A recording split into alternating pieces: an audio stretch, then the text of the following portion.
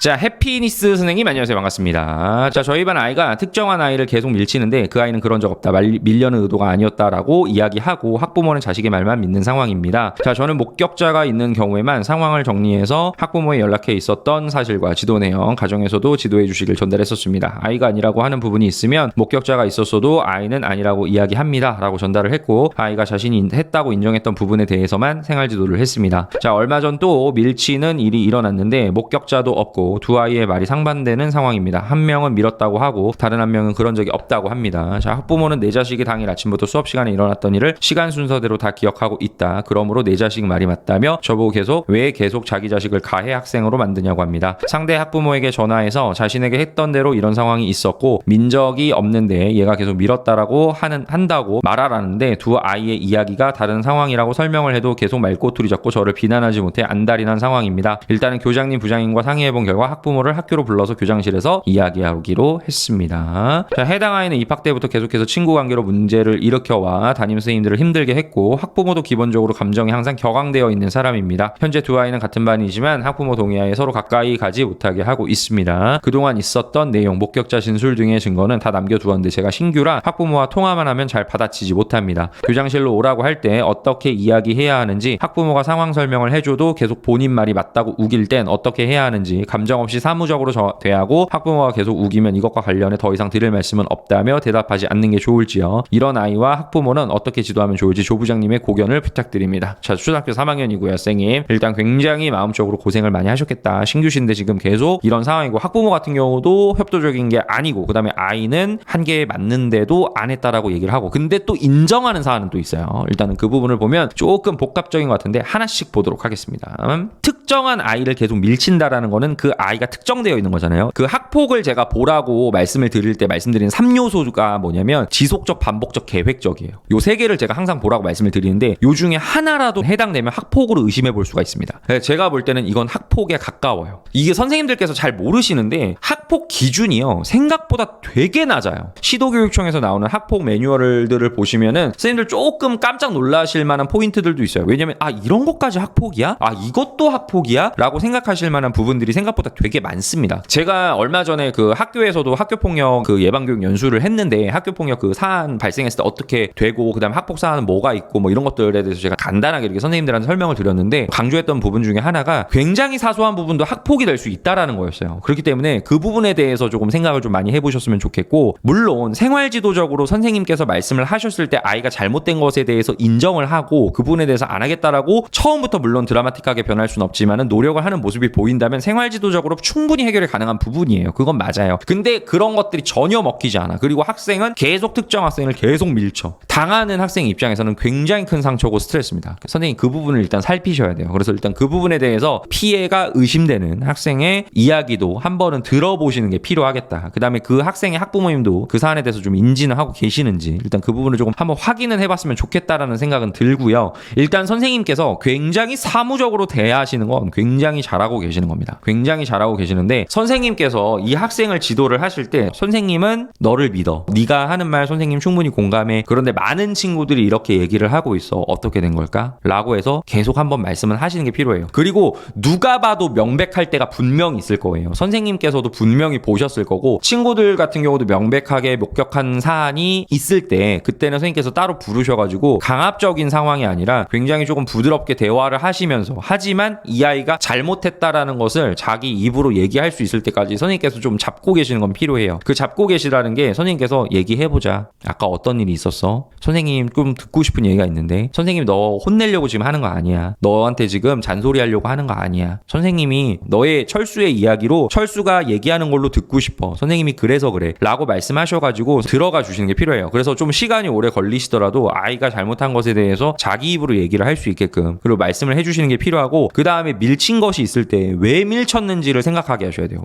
그러니까 분명히 이유가 있어. 예를 들어서 상대방 학생이 나를 밀쳐가지고 내가 밀쳤다. 그런 사안이 아니라 내가 얘를 밀치는 게 재밌는 걸로 가면은 안 되는 거예요. 그거는 당연히 안 되는 거예요. 그리고 이거는 폭력이거든요. 명백하게 폭력이에요, 선생님. 이거는 조금 생활지도를 깊이 들어가셔야 돼요. 그렇다고 해서 내가 얘를 혼내라는 게 아니야. 물론 혼내야 되는 포인트가 있다면 혼내야지 당연히. 근데 그런 게 아니라 선생님께서 보실 때는 얘가 그냥 그거에 대해서 잘 몰라서 이게 밀치는 게 그냥 무의식적으로 막 나오는 애들도 있거든. 근데 의도적으로 의도적으로 얘를 상처 주려고, 얘를 아프게 하려고, 얘를 힘들게 하려고 밀친다라고 한다면 요거는 선생님 좀 단호하게 들어가셔야 돼요. 그리고 어떤 이유에서건 밀치는 건 안 됩니다. 다칠 수 있어요. 폭력이에요. 이건 폭력이 맞아요. 그렇기 때문에 선생님 일단 그 부분을 조금 생각을 해보셨으면 좋겠고, 그래도 아이가 자신이 했다고 인정했던 부분이 또 있기는 있어요. 그러면은 이 친구 같은 경우는 제가 볼 때는 그래도 개선의 여지가 많은 것 같아요. 왜냐하면 내가 잘못했다고 인정하는 부분이 있잖아요, 지금. 근데 그걸 하나 좀 여쭤보고 싶은 게 뭐냐면, 선생님이 본 부분에 대해서만 인정을 하는 건지, 아니면은 선생님이 보지 않았지만 자기가 진짜 한 부분에 대해서 인정을 하고 있는지, 그거는 조금 별개로 들여다봐야 됩니다. 선생님이 지금 분명히 봤어. 철수가 영희를 밀치는 걸 선생님이 봤단 말이야. 이 부분은 정말 잘못된 거야. 이 행동으로 영희는 몸에 아픔을 느꼈고 그다음에 마음의 상처도 받았어. 이거는 네가 잘못한 게 맞는 거야. 이런 식으로 얘기를 해서 얘가 거기서 인정을 한 건지, 아니면은 다른 친구들이 선생님 철수가 영희 또 밀었어요, 밀쳤어요 라고 했을 때 선생님께서 따로 이제 아이 불러서 얘기를 하는데, 그때 선생님 맞아요, 제가 밀쳤어요, 그래서 그 부분은 제가 잘못했어요 라고 얘기를 하는 건지, 그 부분은 좀 별개로 봐야 됩니다. 왜냐면은 선생님이 본 사안에 대해서만 얘가 잘못했다라고 얘기한다면 이건 책임 회피예요. 왜냐면 얘가 진짜로 진심으로 반성하고 있다고 보기는 어렵습니다. 그 부분은 조금 들여다봐야 돼. 근데 만약에 선생님이 보지 않은 부분에 대해서도 얘가 분명히 밀치는 게 있었는데 아니다, 그 부분은 내가 안 했다 라고 한다면 요 부분은 생각을 좀 해봐야 되는 부분이야. 깊게 생활지도가 좀 들어가야 되는 부분인 것 같아요. 그래서 일단 그 부분을 말씀드리고, 자, 목격자도 없고 두 아이의 말이 상반되는 상황입니다. 그 상반된다고 했을 때 선생님 무조건 원인을 찾으셔야 됩니다. 원인을 찾아 나가서 말을 맞추셔야 돼요. A라는 학생과 B 학생이 하는 말이 다른 경우들이 있어요. 그런 것들이 있을 때는 선생님 A의 이야기도 들어보시고요, B의 이야기도 들어보십니다. 근데 그 A와 B가 이야기를 할 때 같은 공간에다 놓고 얘기를 하시면 안 돼요. A 따로 면담하시고 B 따로 면담을 하셔야 되고요. 왜냐하면 그 A랑 B랑 같은 공간에서 면담을 했을 때 둘 감정이 격앙되어 가지고 이 면담의 본질을 흐리게 되는 경우들이 있어요. 그렇기 때문에 절대 그렇게는 하지 말라고 말씀드리거든요. 그래서 A 학생 따로 B 학생 따로 면담을 하시는데, A 학생이 예를 들어서 뭐 B가 선생님 저를 밀쳤어요 라고 한다면 너는 정말 아무 짓도 하지 않았니? 라고 얘기를 하는 게 필요해요. 그래가지고 A가 네가 혹시 B를 건드린 적은 없었니? 라는 이야기들을 한 번은 분명히 확인하셔야 돼요. 그 작업이 분명히 들어가야 돼요. 그리고 그거에 대해서도 약간은 조금 집요하게 물어보셔야 돼요. 그 사안이 정말로 있었는지, 그리고 그 상황에 정말 본 친구들 없었는지 한 번 더 물어보시고, 근데 그렇게 해서 상담 면담 끝내시고 그 다음에 B 학생에 대해서도 A가 이렇게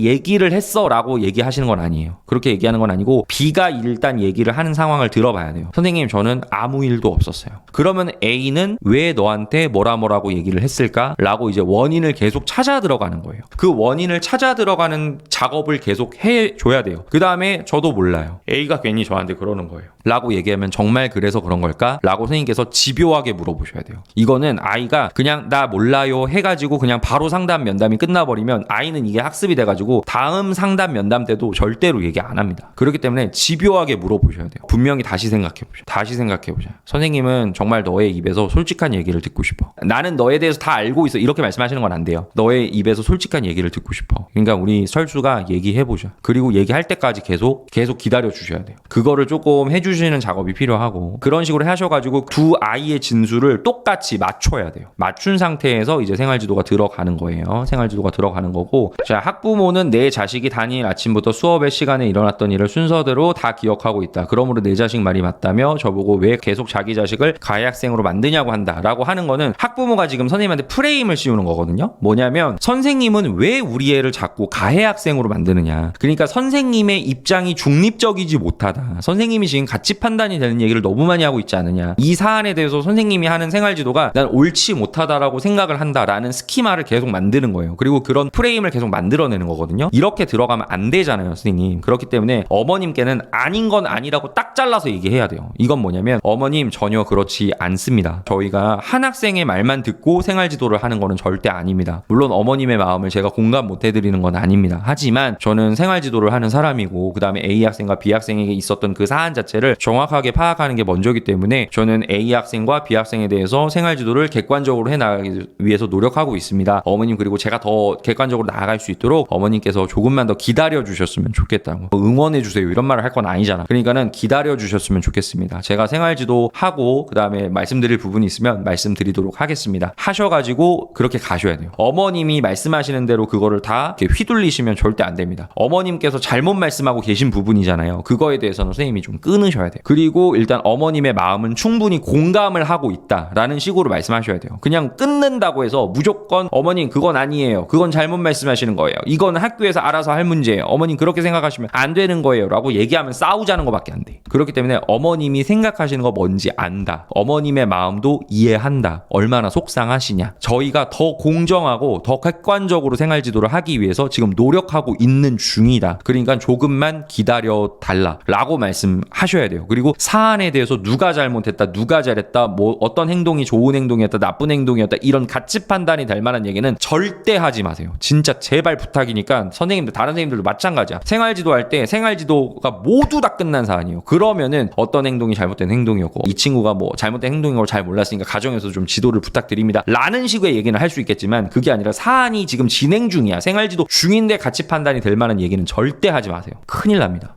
진짜 담임이 편파적이다, 중립적이지 못하다, 객관적이지 못하다 이런 식으로 해가지고 민원이 대대적으로 들어와요. 그렇기 때문에 절대로 그렇게는 하지 마세요. 기다려주세요. 그리고 A 학생, B 학생 학부모님한테 똑같은 멘트로 하셔야 돼요. A 엄마가 자기 애는 피해자니까는 너무 속상하다면서 선생님 이게 어떻게 된 거냐면서 학생 뭐 어떻게 해야 되는 거 아니냐면서 학교에서 빡세게 지도를 해주셔야 되는 거 아니냐면서 이렇게 말씀을 하시는 분들이 계셔요. 근데 그렇다고 해도 어머니 마음 충분히 공감합니다. 학교에서 더 객관적으로 그리고 더 공정하게 문제 해결하기 위해서 지금 열심히 노력하고 있습니다. 그러니까 조금만 기다려 주십시오. 라는 식으로 해가지고 양쪽이 비슷하게 선생님의 멘트가 나가야 되고 선생님의 스탠스가 유지가 되어야 됩니다. 그렇기 때문에 그 부분을 말씀드리도록 하고요. 교장님, 부장님과 상의해본 결과 학부모를 학교로 불러서 교장실에서 이야기를 하기로 했습니다. 그러면 아마 교장 선생님께서 정확하게 어떤 사안이 있었는지 아마 선생님한테 말씀하시라고 하실 부분이 있을 수 있어요. 그러면은 선생님께서는 어느 정도의 시나리오를 만들어 가셔야 돼. 그러니까 사안에 대해서 팩트만 가지고 가세요. 뭐 이거는 좋은 행동이었다, 나쁜 행동이었다 이런 얘기는 하지 마시고 선생님이 알고 있는 팩트들 있잖아요. 어떤 사안이 이루어졌는지 그리고 친구들 사이에서 어떤 말들이 오고 갔는지 그 부분에 대한 것만 이야기를 하셔야 돼요. 선생님의 입에서 거기서 역시 가치 판단이 될 만한 이야기가 들어가서는 안 됩니다. 저는 좀 걱정이 되는 게 뭐냐면 교장 선생님께서 이 학부모님 마음을 풀어주시겠다고 이 학부모님이 마치 맞다라는 식으로 얘기를 할까봐 저는 그게 조금 걱정이 돼요. 근데 그거는 그렇게 갈 거는 아니거든요. 그렇기 때문에 학부모 미팅을 하기 전에 교장 선생님께 미리 가서 말씀은 다 드리세요. 어떤 사안이었고 어떤 내용이었고 어떻게 생활지도가 들어갔고 어디까지 온 거고 그래서 나는 어떻게까지 얘기를 했고 이런 사안에 대해서 이런 내용에 대해서 교장 선생님께 정확하게 말씀을 한번 드리시는 게 필요합니다. 그래야지 교장 선생님이 학부모의 감정에 휘둘리지 않고 그다음에 이 학부모의 감정을 풀어주겠다고 교장 선생님께서 조금 잘못된 방향으로 말씀을 하진 않으실 것 같아요. 그래서 일단 그 부분을 말씀을 좀 드려봅니다. 제가 없을 때 못 볼 때만 일들이 계속 일어납니다. 처음엔 인정 안 하다가 다른 목격자 친구들이 너가 민 건 맞잖아 라고 하면 말을 바꿔서 인정합니다. 그러면은 내가 인정 안 하고 그 다음에 내가 아니라고 하면은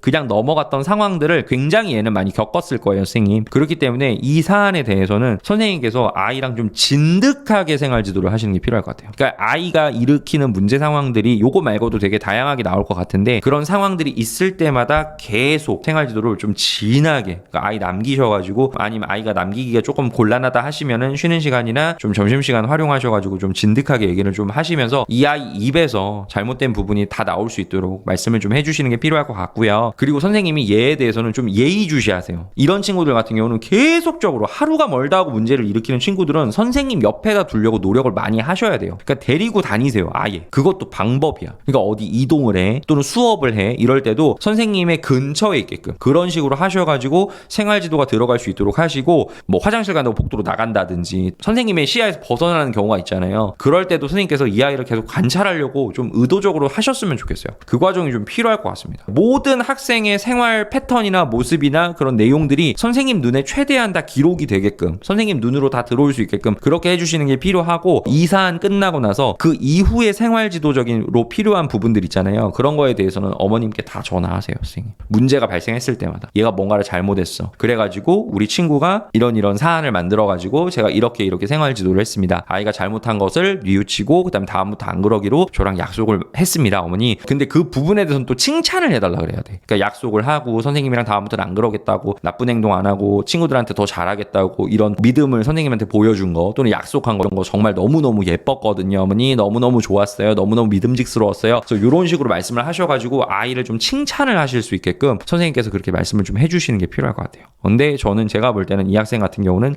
계속 전화를 하셔야 될 겁니다. 학부모님이랑 계속 어지간하면 연락을 계속 하시면서 아이의 생활지도에 대해서도 생활지도 사안으로 문제가 발생했을 때는 계속적으로 전화를 드리면서 컨택을 할 수 있도록 선생님께서 그 부분 좀 유념하시면서 가셨으면 좋겠습니다. 일단 그 부분 말씀드리도록 할게요. 일단 학부모 통화만 하면 잘 받아치지 못한다 그러셨잖아요, 선생님. 일단 학부모가 굉장히 격앙돼서 이야기를 하는 경우들이 굉장히 많이 있는데 뭐 민원도 그렇고 그다음에 학생 생활지도나 이런 거에 대한 불만으로서 담임교사한테 막 쏟아내거나 이럴 때도 굉장히 격앙돼서 말씀들을 많이 하시거든요. 근데 그럴 때 민원 같은 경우는 제가 알아보고 말씀드리겠습니다. 어머님이 궁금해 하시는 사안이 이거이신 거죠. 그 다음에 어머님이 알아보고자 하시는 부분이 이 내용이신 거죠. 라고 하고 제가 언제까지 전화 드릴 테니까 조금만 기다려 주셨으면 좋겠습니다 하고 넘기셔야 되고, 생활지도 중에 이런 사안들이 전화가 오면은 제가 항상 말씀드리는 거, 객관적인 스탠스 유지하시라고, 가치 중립적인 거. 지금 사안을 조사하고 있고 생활지도 중에 있기 때문에 제가 지금 뭐라고 섣불리 판단해서 말씀드리기는 어렵습니다. 그러니까 조금만 기다려 주셨으면 좋겠습니다. 저희가 공정하고 객관적으로 생활지도 하기 위해서 학교에서 노력을 정말 많이 하고 있으니까 어머님께서 아버님께서 조금만 기다려 주셨으면 좋겠습니다. 연락 드리겠습니다 하셔가지고 끊으셔야 돼요. 뭔가 민원을 막 제기하는 부분에 대해서 그때 바로 즉각적으로 답변을 하실 필요는 없습니다. 그 다음에 교장실로 오라고 할 때 어떻게 이야기해야 하는지 요거는 부장님이랑 얘기를 좀 하세요. 일단 이 학부모의 특성 자체가 조금 들여다 봐야 되는 부모고, 본인 말이 맞다고 우길 땐 어떻게 해야 되는지, 어머님의 마음은 공감한다 라는 쪽으로만 가야 돼요. 어머님의 말에 공감한다라고 하면은 안 됩니다. 마음에 공감합니다. 속상하신 마음 너무나도 잘 이해합니다. 학교가 그렇기 때문에 더 열심히 지금 사안에 대해서 조사 중이고 생활지도를 하기 위해서 지금 노력 중에 있습니다. 조금만 기다려주세요. 이런 식으로 가야 돼요. 뭔가 그거에 대해서 가타부타 말이 많아지게 되면 학부모한테 말꼬리를 주는 것밖에 안 돼요. 화두를 던져주는 것밖에 안 되거든요. 그렇기 때문에 그 부분에 대해서는 좀 학교에서 좀 유념을 하시면서 접근을 하셨으면 좋겠어요. 선생님 말씀하셨네. 감정 없이 사무적으로 대하고 학부모가 계속 우기면 이것과 관련해 더 이상 드릴 말씀은 없다면서 대답하지 않는 게 좋을까요? 지금 감정 없이 사무적으로 대하는 건 맞아요. 사무적으로 대하라는 건 뭐냐면 팩트만 얘기하라는 거예요. 사실만 얘기하라고. 무슨 일에 대해서도 좋다, 나쁘다, 싫다, 괜찮다 이런 표현 쓰지 마세요. 이런 일이 있었습니다. 이런 일이 있을 겁니다. 이런 식의 팩트만 얘기해달라는 거예요. 그리고 만약에 선생님의 감정을 물어보거나 선생님의 의사를 물어보는 경우들이 있어요. 선생님은 어떻게 생각하시냐? 선생님은 어떤 마인드를 가지고 계시냐? 그러면은 그냥 제가 더 이상 뭐 드릴 말씀은 없습니다. 그 부분에 대해서는 아직 생활지도 중이기 때문에 그런 식으로 하셔가지고 그냥 딱 잘라내시는 것도 방법이에요. 그래서 일단 그 부분도 그렇게 말씀드리도록 하겠습니다. 해피니스 선생님도 지금 굉장히 어려운 상황이거든요. 쉽지 않은 상황인데 일단 선생님께서 슬기롭게 잘 헤쳐나가셨으면 좋겠고, 학부모 미팅 전에 반드시 부장님이랑 얘기하시고 그 다음에 교장 선생님이랑도 이 사안에 대해서 말씀 나누셨으면 좋겠어요. 그리고 들어가셔야 됩니다. 그래야지 나중에 선생님이 뒤탈이 없어요. 그래야지 그 미팅에서 교장 선생님이나 부장님이나 선생님이 이 학부모한테 휘둘리지 않아요. 그러니까 그 부분도 말씀드리도록 하겠습니다. 반드시 얘기를 하셔야 돼요. 아셨죠? 자, 해피니스 선생님, 오랜 기간 동안 이 학생과 학부모로 스트레스를 많이 받고 있었는데 큰 도움 주셔서 감사드립니다. 사안 정리해서 부장님과 교장님께 말씀드리겠습니다. 일단 마음적으로 고생 많이 하셨을 겁니다. 신규이시고 그다음에 이런 센 학부모를 또 만나셨으니까 당연히 아마 좀 곤란한 상황에 많이 놓이셨을 거예요. 선생님께서 마음적으로도 많이 힘드셨을 거고. 근데 선생님께서 마음을 조금 강하게 드시는 게 필요해요. 마인드 세팅을 조금 다시 하셨으면 좋겠고, 선생님이 항상 객관적인 입장에서, 가치 중립적인 입장에서 생활지도를 해나가고 있다. 그리고 나는 그렇게 해야만 한다.